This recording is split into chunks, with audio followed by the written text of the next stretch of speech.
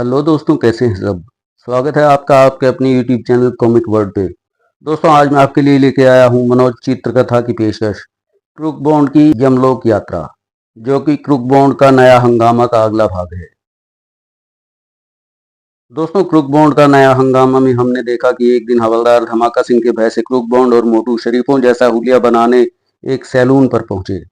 वहां मोटू को कटिंग करवाने के लिए छोड़ क्रूक बॉन्ड बाजार से कुछ सामान खरीदने चला गया। लौटने पर क्रूक बॉन्ड को मोटू का हिलिया वास्तव में बदला हुआ मिला, यानी नाई ने उसके बाल जोकरों जैसे काट डाले थे। खैर, उसके बाद दोनों एक पार्क में कपड़े बदलने जा पहुंचे, और जब दोनों कपड़े बदलकर वापस लौट रहे थे तो पार्क में ही उन्हें भिखारी और मदारी नामक दो व्यक्ति मिले, जिन्होंने उन्हें लंजू पंजू नामक व्यक्ति समझकर नशीले पदार्थों का एक पैकेट दिया और उस पैकेट को लिंक रोड की कोठी नंबर 13 में पहुंचाने के लिए कहा। और जब क्रूक बॉन्ड और मोटू उस कोठी पर पहुंचे तो वे ये जानकर चौंक उठे कि कोठी नंबर 13 उसी सेठ गूंगा मल की है, जिससे उन्हें उसी शाम मिलना था।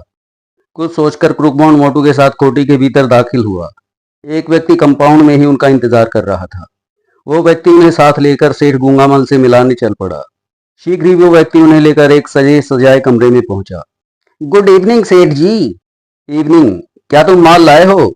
जी हाँ सेठ जी, ये रहा। ठीक है, ये पैकेट मेरे आदमियों को दे दो और अपनी पेमेंट लेकर जल्द से जल्द यहाँ से निकल जाओ। तुम दोनों ने आने में काफी देर लगा दी। इस वक्त मैंने एक खास व्यक्ति को बुलाया हुआ है, जो अभी यहाँ पहुंचने ही वाला होगा। शेखर, तुम इनसे माल लेकर इन्हें 2 लाख की पेमेंट कर दो। Yes sir. इतनी जल्दी भी क्या है सेठ जी, पहले जरा मेरे दर्शन तो कर लीजिए। वॉट? तुम क्रूक बॉन्ड? आपने बिल्कुल ठीक पहचाना सेठ जी। और ये है मेरा 4P यानी पियोन से लेकर पर्सनल असिस्टेंट मिस्टर मोहन उर्फ मोटू। और मुझे विश्वास है सेठ जी कि इस वक्त लंजू पंजू की जगह आपको हमारे ही आने का इंतजार रहा होगा। बाय द वे, क्या मैं ये जानने की गुस्ताखी कर सकता हूँ कि नशीले पदार्थों जैसे गैर कानूनी धंधे में लिप्त होने के बावजूद भी आप मुझ जैसे नामी जासूस यानी क्रूक बॉन्ड से क्यों मिलना चाहते थे? और अगर किसी से आपकी जान को खतरा है तो ये बात मुझे बताकर आप कौन सा मकसद पूरा करना चाहते थे? ये कमबख्त कबाब में हड्डी बनकर यहाँ कहाँ से टपक पड़े? और असली लंजू पंजू कहाँ मर गए, जिन्हें मिस्टर एक्स ने मेरे पास भेजने को कहा था? खैर, उनके बारे में मिस्टर एक्स से बाद में बात करूंगा। पहले इन सांपों से निपट लूं, ताकि कहीं ये वक्त से पहले ही मुझे ना डस ले। कहाँ खो गए सेठ जी, जवाब दीजिए, बोलिए, बताइए, आखिर ये सब क्या चक्कर है? शेखर, बांका, कालिया, पकड़ लो इन दोनों को। अरे बाप रे। जल्दी से अपनी मास्टर बॉल निकालूं वरना खैर नहीं। लेकिन इससे पहले कि क्रूक बॉन्ड अपनी मास्टर बॉल निकाल पाता, सेठ के गुर्गों ने उसे और मोटू को दबोच लिया। सर, क्या इनकी तलाशी ली जाए? कोई जरूरत नहीं, तुम इनके हाथ बांधकर इन्हें गैस चैम्बर में डाल दो। इनके मरने के बाद ही हम इनकी तलाशी लेंगे। ले जाओ इन्हें। और सेठ के गुर्गे उन्हें लेकर एक तरफ चल पड़े। बड़े आए थे मुझसे चक्कर पूछने। हाय, अब क्या होगा बांड भैया? ये लोग तो हमें मारने के लिए गैस चैम्बर में ले जा रहे हैं। हाँ, शायद हम दोनों की मौत बहुत ही भयानक होगी। फिर शीघ्र ही सेठ के गुर्गों ने उन्हें ले जाकर गैस के चैम्बर में डाल दिया। हाय हाय बॉन्ड भैया, मुझे बचा लो, मैं भी मरना नहीं चाहता। यार ये मोटू, तुम्हारी जान तो मैं तब बचाऊं जब मेरी अपनी जान बच रही हो। पता नहीं मेरी मौत के बाद मम्मी का क्या होगा। बाकी गैस का बटन दबाओ। Okay mister Shekhar. अगले ही पल खट और शीघ्र। बॉन्ड भैया, मेरा दम घुट रहा है। सांस रोक लो मोटू भाई, फिर दम नहीं घुटेगा। बॉन्ड भैया, लगता है मौत सामने देखकर तुम्हारी अकल पर पत्थर पड़ गए हैं, जो तुम अनाप शराब बक रहे हो। अबे यार, ऐसे मौके पर तो अच्छे अच्छों की अकल पर पत्थर पड़ जाते हैं, फिर मेरी तो बात ही क्या है। मैं तो एक छोटा हुआ जासूस हूँ, मनमोजी से भी छोटा, तुमसे भी छोटा। फिर कुछ ही देर में क्रूक बॉन्ड और मोटू का दम निकल गया। उनके मरते ही उनकी आत्माओं को लेने तुरंत 2 यमदूत वहां प्रकट हुए। चलो, एक को तुम संभालो, दूसरे को मैं संभालता हूँ। ठीक है, मैं उस मोटे की आत्मा को संभालता हूँ, तुम पतलू की आत्मा को संभालो। शीघ्र ही दोनों यमदूतों ने क्रूक बॉन्ड और मोटू की आत्माओं को रस्सी से बांध दिया। अब तुम दोनों बिना चूचपट किए सीधे सीधे हमारे साथ चलो। लेकिन आप लोग कौन है महाशय, और हमें कहाँ लिए जा रहे हैं? हम यमराज जी के दूत हैं और तुम्हें यमलोक लिए जा रहे हैं, ताकि यमराज जी तुम्हारी जिंदगी का लेखा चोखा देखकर तुम्हारी सजा या अगली जिंदगी के बारे में तजवीज कर सके। लेकिन तुम्हारे यमराज जी हमें सजा कैसे देंगे? हमारे शरीर तो नीचे ही रह गए हैं। अरे मूर्ख, हमारे लोक में सजा शरीर को नहीं बल्कि आत्मा को दी जाती है। यदि तुमने मनुष्य जीवन में अच्छे कर्म किए होंगे तो तुम्हें अगला जीवन स्वर्ग लोक में मिलेगा, और अगर बुरे काम ज्यादा किए होंगे तो तुम्हें असहनीय दंड देकर पुनः मृत्यु लोक में यानी पृथ्वी लोक पर अच्छे कर्म करने के लिए भेज दिया जाएगा। वो वो असहनीय दंड कैसे होंगे यमदूत जी? असहनीय दंड पहले तुम्हारी आत्माओं को आरी से दो हिस्सों में विभक्त कर दिया जाएगा, उसके बाद खौलते पानी में डाल दिया जाएगा। आई! उसके बाद तुम्हें विशालतम लाल समुद्र में डाल दिया जाएगा, वहां भयानक भयानक जानवर तुम्हें नोचेंगे, और अगर और ज्यादा पाप किए होंगे तो कटीले रेगिस्तान पर घसीटा जाएगा। इस तरह तुमने जितने ज्यादा पाप किए होंगे उतनी ही ज्यादा तुम्हें विभिन्न सजाएं भी दी जाएंगी, वो भी ज्यादा से ज्यादा कठोर और ज्यादा से ज्यादा भयानक। और यदि हमने पाप से ज्यादा पुण्य किए होंगे तो यदि पाप से थोड़े से ज्यादा पुण्य किए होंगे तो तुम्हें कुछ माह या वर्षों तक के लिए स्वर्ग लोक का आनंद लेने के लिए भेज दिया जाएगा, लेकिन उसके बाद फिर तुम्हें मृत्यु लोक भेज दिया जाएगा। और यदि हमने बहुत ज्यादा पुण्य किए होंगे तो तब तुम्हें हमेशा हमेशा के लिए स्वर्ग लोक में ही वास दे दिया जाएगा। वहां तुम्हें हर वस्तु का सुख होगा, जो चाहोगे मिलेगा, तुम्हें वहां किसी किस्म का कोई कष्ट नहीं होगा। वाह, फिर तो मुझे स्वर्ग लोक ही चाहिए, चाहे वहां पहुंचने के लिए मुझे कितने ही पापड़ क्यों ना बेलने पड़े। अच्छा यमदूत जी, एक बार और बता दीजिए, यदि हमने कोई पाप किया ही नहीं होगा तो फिर हमें कौन सा लोक मिलेगा? तब तो तुम देवता कहलाओगे और माने जाओगे। तब यमराज जी तुम्हें किसी भी देवलोक का राजा बना देंगे, इंद्र देवता की तरह। वहां तुम आन बान शान से रहोगे। ओह, इतना खुशकिस्मत मैं कहाँ हूं जो किसी देवलोक का राजा बना दिया जाऊं। हाँ, शायद बॉन्ड भैया इतने खुशकिस्मत हो। नहीं, किसी देवलोक की गद्दी हाथ नहीं लग सकती, क्योंकि कोई ना कोई पाप तो मुझसे अवश्य ही हुआ होगा, और नहीं तो कम से कम अपने डैडी का दिल दुखाने का पाप तो मेरे खाते में चढ़ा ही होगा। इसीलिए देवलोक की गद्दी का खाप भी नहीं लेना चाहिए। अच्छा यमदूत जी, एक बात और बताइए, वो बस बस, आगे अब एक भी सवाल मत पूछना, वरना हम तुम्हें अपने वाहनों के मुंह में डाल देंगे। अरे बाप रे, फिर तो चुप रहने में ही भलाई है। और वास्तव में क्रूकबॉन्ड और मोटू ने उसके बाद कोई सवाल नहीं किया। इधर सेठ गूंगामल की कोठी में वे दोनों मर चुके होंगे। एग्जॉस्ट फैन ऑन कर दो ताकि गैस चैम्बर से बाहर निकल जाए। Yes sir. अगले ही पल ना दिखाई देने वाले एग्जॉस्ट फैन ऑन कर दिए गए।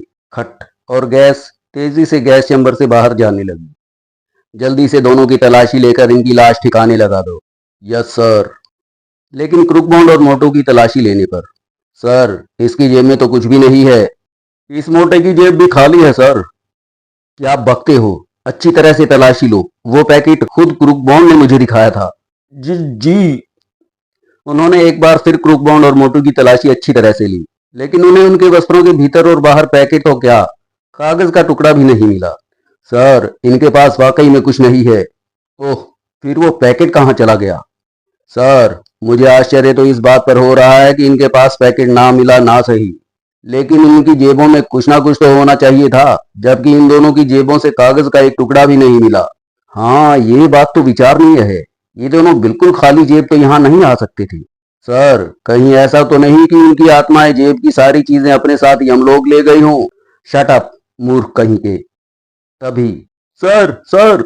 क्या हुआ नास की जड़, चिल्ला क्यों रहे हो? सर, गजब हो गया, पुलिस आई है और वो कोठी की तलाशी लेना चाहती है। राम सिंह थानेदार पटाका सिंह को बातों में उलझाए हुए है।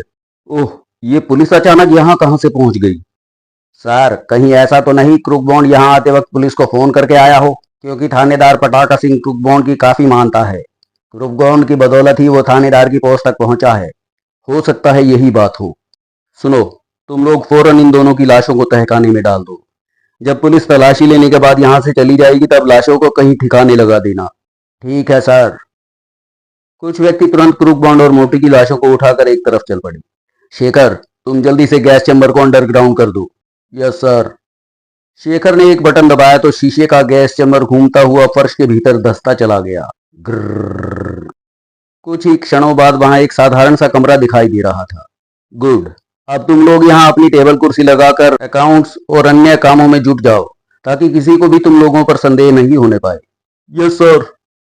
उसके बाद सेठ गूंगामल लंबे डग भरता हुआ ड्राइंग रूम की तरफ चल पड़ा। जब सेठ गूंगामल अपने ड्राइंग रूम में पहुंचा, नमस्कार सेठ जी। अरे इंस्पेक्टर साहब आप। कहिए इंस्पेक्टर साहब, मैं आपकी क्या सेवा कर सकता हूँ? कष्ट के लिए क्षमा चाहता हूँ सेठ जी, मुझे आपकी कोठी की तलाशी लेनी है। ये रहा सर्च वारंट। सर्च वारंट दिखाने की कोई जरूरत नहीं है इंस्पेक्टर साहब, बस इतना ही बता दीजिए कि आपको हमारी कोठी की तलाशी लेने की ये अचानक जरूरत कैसे पड़ गई? हमें विश्वस्त सूत्रों से पता चला है कि आपकी कोठी में नशीले पदार्थों का गैर कानूनी धंधा होता है। ओह, इसका मतलब ये हुआ कि क्रूकबॉन्ड ने ही इन्हें ये सूचना दी थी। चलो अच्छा हुआ उनकी लाशें चैम्बर समेत कमरे से हटा दी गई। ये आप क्या कह रहे हैं इंस्पेक्टर साहब? ये सब झूठ है। भला मेरी कोठी में गैर कानूनी धंधा? सॉरी सेठ जी, जब तक तलाशी नहीं ले ली जाती मैं इस संबंध में कुछ नहीं कहना चाहूंगा।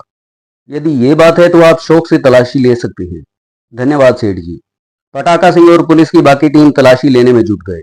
उन्होंने एक एक कमरे का निरीक्षण किया, लेटरिन और बाथरूम तक उन्होंने चेक किए, लेकिन पटाखा सिंह के हाथ कोई ऐसा सूत्र नहीं लगा जिससे ये प्रमाणित हो सके कि सेठ गूंगामल गैर कानूनी धंधा करता है। आश्चर्य है, क्रूकबॉन्ड ने इस तरह का मजाक क्यों किया? फिर वो खुद कहाँ है?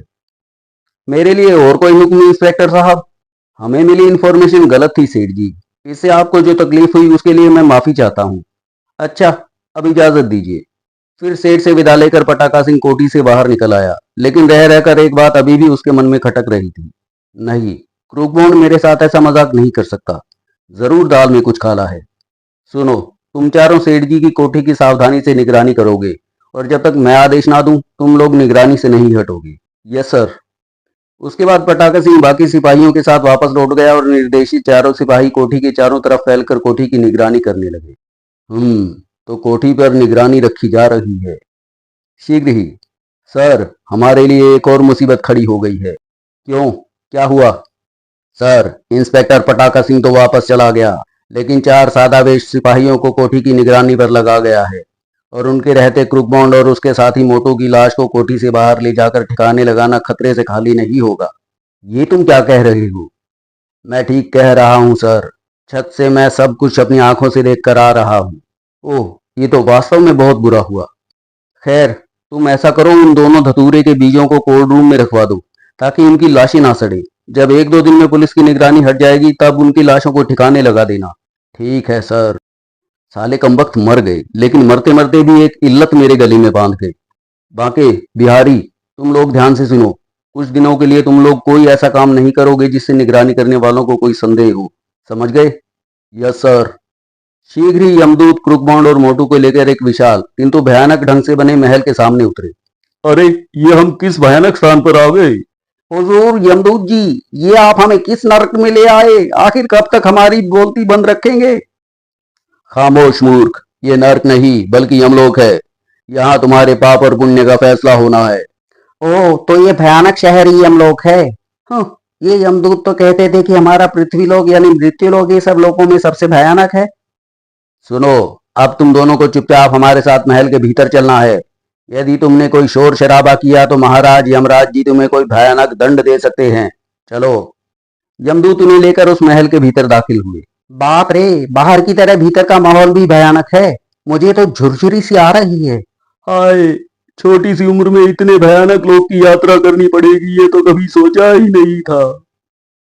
शीघ्र यमदूत उन्हें लेकर एक लंबे चौड़े कमरे में पहुंचे, जहां विशालकाय एवं भयानक चेहरे मोहरे के यमराज जी अपने सिंहासन पर मौजूद थे। महाराज की जय हो। यमराज जी की भयानक शक्ल सूरत देखकर उन्हें अपने पिता धमाका सिंह की याद हो आई, और अगले पल उन्हें सिंहासन पर बैठे यमराज अपने पिता धमाका सिंह के रूप में दिखाई देने लगे। आहा डैडी, आप यहाँ भी आ गए हैं। वो मारा, फूफा जी तो हमसे भी पहले यहाँ आ पहुंचे हैं। अब हमें किसी का कोई डर नहीं है। हैं?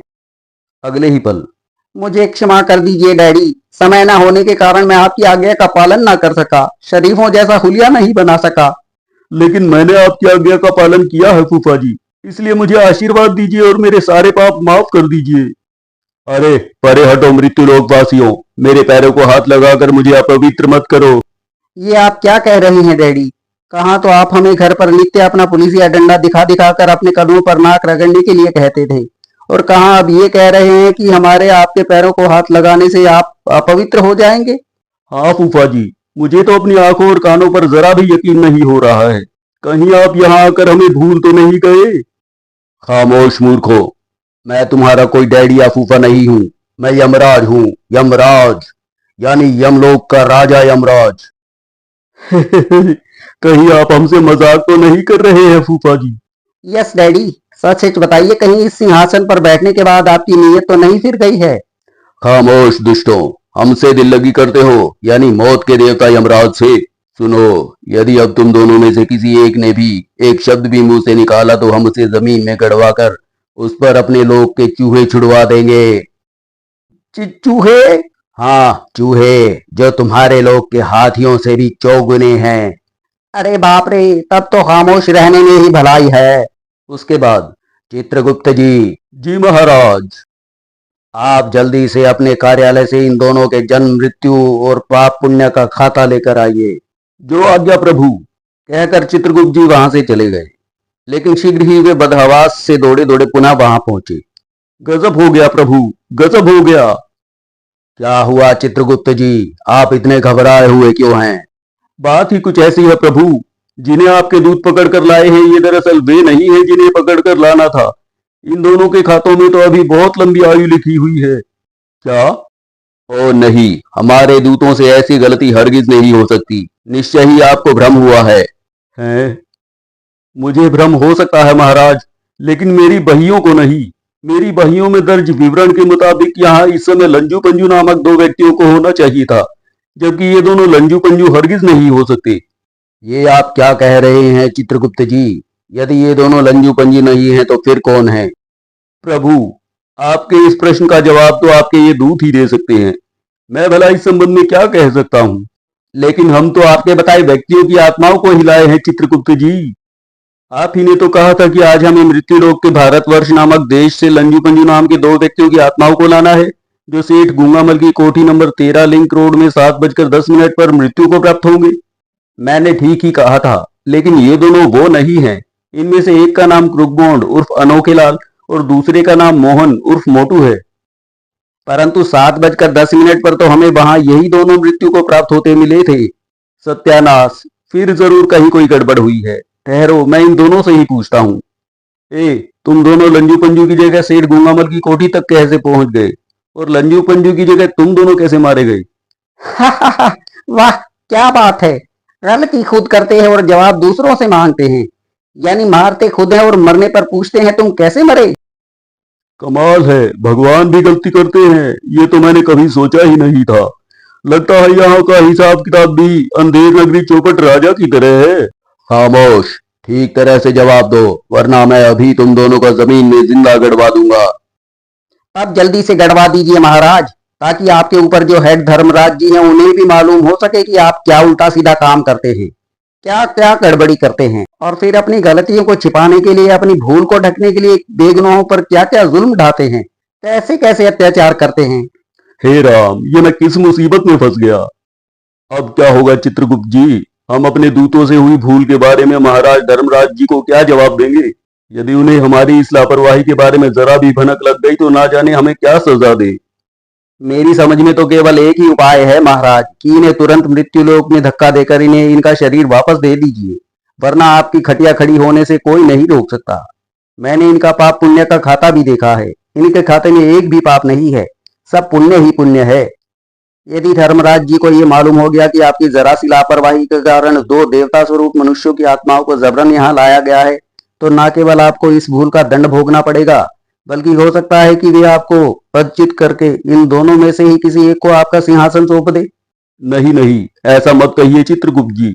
हम अपने आप को छोड़ सकते हैं, लेकिन सिंहासन को नहीं। तो फिर देर मत कीजिए महाराज, तुरंत अपने दूतों को आज्ञा दीजिए कि वे इन्हें सादर मृत्युलोक में पुनः छोड़ आए। ठीक है, मैं ऐसा ही करवाता हूँ। दूतों, जाओ, हमारे अजीज मेहमानों को बाइज्जत इनके लोक में पहुंचाओ। ध्यान रहे हमारे दोस्तों को मार्ग में किसी किस्म की कोई तकलीफ नहीं होनी चाहिए। और हाँ, इन्हें आरामदायक वाहनों पर ले जाना। जो आज्ञा महाराज। और सुनो, इनके स्थान पर लंजू पंजू को लेकर आना मत भूलना। मेरे विचार से वे अब तक सेठ गूंगामल की कोठी पर अवश्य पहुंच गए होंगे। जी महाराज। मेरे प्रिय मित्रों, हमारे दूतों की छोटी सी गलती से आप दोनों को जो कष्ट उठाना पड़ा उसके लिए हम क्षमा प्रार्थी हैं। आप दोनों इनके साथ जाइए। ये आपको पुनः आपके शरीर में पहुंचा आएंगे। परंतु क्रुकबॉन्ड तो अब तक मन ही मन एक योजना बना चुका था। क्षमा मांगने से अब कुछ नहीं होने वाला महाराज। गलती आपने की है, इसलिए इस गलती का फल भी आपको ही भुगतना पड़ेगा। क्या मतलब? तुम कहना क्या चाहते हो? सिर्फ यही कि अपने लोक में जाने से पहले हम धर्मराज जी को सारी बात बताना चाहते हैं। नहीं नहीं, तुम ऐसा नहीं कर सकते। हम तुम्हें उनसे हरगिज नहीं मिलने देंगे। तब हम भी आपके दरबार से 1 इंच भी नहीं हिलेंगे, चाहे आप हमें जमीन में ही क्यों ना दफन कर दे। हाय, ये किन चालाक इंसानों की आत्माओं से पाला पड़ गया। चित्रगुप्त जी, आप ही समझाइए ना इन्हें कि ये हमारी बात मान ले। ये दोनों तो हमारी जान के जंजाल बनते जा रहे हैं। ठहरिए महाराज, मुझे सोचने दीजिए, कहकर चित्रगुप्त जी किसी सोच में डूब गए। यमराज जी की समस्या का चित्रगुप्त जी ने क्या हल निकाला? क्या क्रुकबॉन्ड और मोटू यमलोक के साथ साथ स्वर्गलोक की यात्रा भी कर सके? सेठ गूंगामल और उसके साथियों का क्या हुआ? क्या यमराज जी क्रुकबॉन्ड और मोटू को वापस पृथ्वी पर भेज पाने में सफल हो सके? इन सब प्रश्नों के उत्तर हम मनोज कॉमिक्स की क्रुकबॉन्ड सीरीज के अगले अंक क्रुकबॉन्ड और स्वर्गलोक का हंगामा में देखेंगे। तब तक के लिए धन्यवाद।